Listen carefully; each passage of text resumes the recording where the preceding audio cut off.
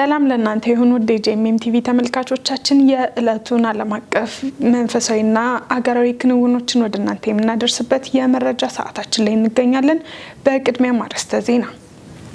በመሰረተ ክርስቶስ ቤተክርስቲያን የአለታ ወንዶ አጥቢያ በጎዳና ለሚኖሩ ወገኖቻችን ድጋፍ አደረገች።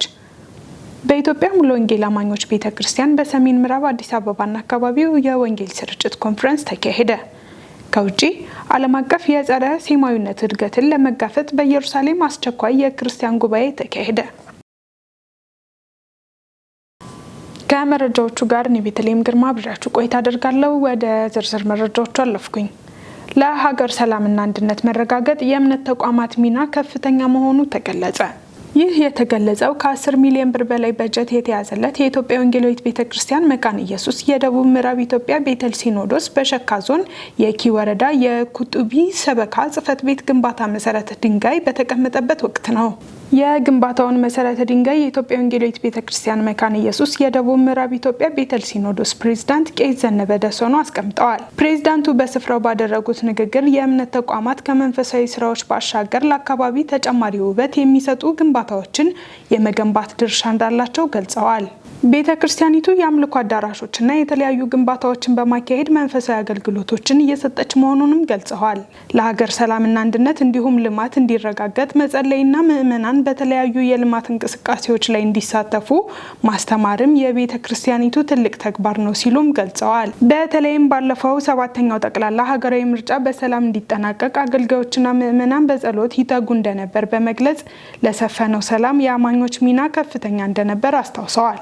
የኢትዮጵያ ወንጌላዊት ቤተክርስቲያን መካነ ኢየሱስ ደቡብ ምዕራብ ኢትዮጵያ ቤተል ሲኖዶስ ኩቢጦ ፕሬስቢተሪ ጸሐፊው ቄስ አባቴ ኃይሌ በበኩላቸው ግንባታውን በአንድ ዓመት ጊዜ ውስጥ ለማጠናቀቅ እቅድ መያዙን ገልጸው ምዕመናን፣ ባለሀብቶችና ሌሎች ግለሰቦች ድጋፋቸውን እያደረጉ ስለመሆናቸው ተናግረዋል። ግንባታው በውስጡ የተለያዩ ቢሮዎችንና የመሰብሰቢያ አዳራሽን ያካተተ መሆኑንም ጸሐፊው ገልጸዋል። በፕሮግራሙ ላይ የተለያዩ መንፈሳዊ ፕሮግራሞች የተከናወኑ ሲሆኑ በዕለቱ ከ2 ሚሊዮን ብር በላይ ተሰብስበዋል። በስፍራው የሲኖዶሱ መሪዎችን ጨምሮ አገልጋዮች፣ ምዕመናንና ተጋባዥ እንግዶች ተገኝተዋል። መረጃውን ከቤተ ክርስቲያኒቱ ገጽ አገኘ ነው። በኢትዮጵያ ሙሉ ወንጌል አማኞች ቤተክርስቲያን በሰሜን ምዕራብ አዲስ አበባና አካባቢው የወንጌል ስርጭት ኮንፈረንስ ተካሄደ። በኢትዮጵያ ሙሉ ወንጌል አማኞች ቤተክርስቲያን በሰሜን ምዕራብ አዲስ አበባና አካባቢው ክልል ከታጠቅ ጀሞ አጥቢያ ጋር በመተባበር ከሰኔ 3 እስከ 7 2018 ዓ.ም የወንጌል ስርጭት ኮንፈረንስ ተካሂዷል።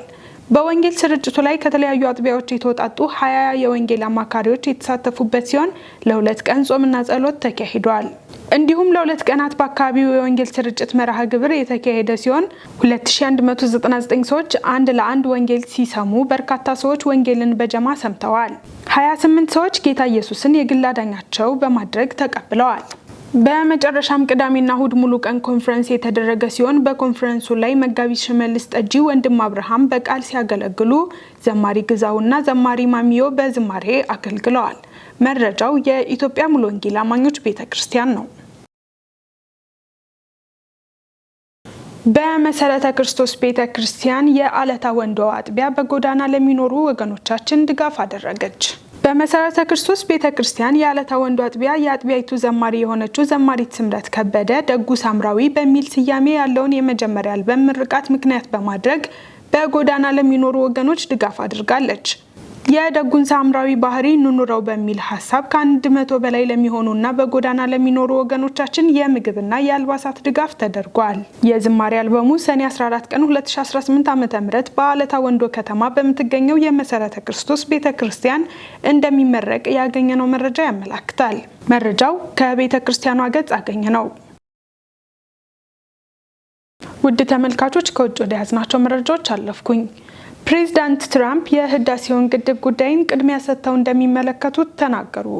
የአሜሪካው ፕሬዝዳንት ዶናልድ ትራምፕ በህዳሴው ግድብ ዙሪያ ግብጽ ከኢትዮጵያ ጋር የገባችውን አለመግባባት ቅድሚያ ሰጥተው እንደሚመለከቱትና ፍትሐዊ የሆነ መፍትሄ እንደሚፈልጉለት ተናገሩ። ፕሬዝዳንቱ ይህንን ያሉት በፈረንሳይ በተካሄደውና ረቡዕ በተጠናቀቀው የቡድን 7 አባል ሀገራት ስብሰባ ወቅት ከግብጽ ፕሬዝዳንት አልሲሲ ጋር በተገናኙበት ጊዜ ነው። አሜሪካን ጨምሮ ፈረንሳይ፣ ዩናይትድ ኪንግደም፣ ጀርመን፣ ጃፓን፣ ጣሊያን እና ካናዳ አባል የሆኑበት እንዲሁም የአውሮፓ ህብረት በተካተተበት የበለጸጉ ሀገራት ስብስብ በሆነው የቡድን 7 ጉባኤ ላይ ከአፍሪካ የግብጽና የኬንያው መሪ ተሳትፈዋል።